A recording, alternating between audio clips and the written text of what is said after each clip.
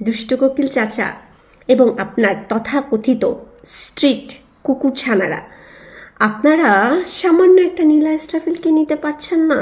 আপনাদের এত ভয়, এতটাই আপনারা আতঙ্কিত হয়ে গেছেন যে আমার আইডি উড়িয়ে দিতে চাচ্ছেন, হুইচ ইজ গুড। একটা কথা মনে রাখবেন, নীলা ইসরাফিল একটা ব্র্যান্ড, সে তৈরি করে। আপনাদেরকে ফেমাস বানানো হচ্ছে আমার কাজ, আমি আপনাদেরকে ফেমাস বানিয়ে ছাড়বো।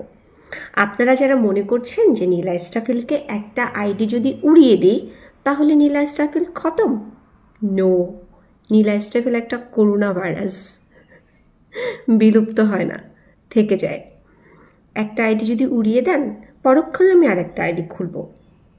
আর যেখানে সত্য থাকে আপনি সেখানে 1000টা কার্পেট বিছিয়ে বা 1,00,000 আইডি আপনি উড়িয়ে দিয়েও সেটাকে বন্ধ করতে পারবেন না। আমি যদি আরেকটা আইডি খুলি 10 মিনিটের মাথায় প্রচণ্ড লোকজন এসে সেখানে ভিড় করবে এবং সত্যকে সাপোর্ট করে যাবে। হ্যাঁ, আমি যদি কোনো ভুল করি বা মিথ্যে কথা বলি বা গুজব ছড়াই বা দেশের অকল্যাণ কিছু করি তাহলে আমাকে নিঃশেষ করে দিতে 4 সেকেন্ডও সময় লাগবে না। আপনারা যে ভুলের জগতে বসবাস করছেন, আমি সেই জগতের বাসিন্দা না।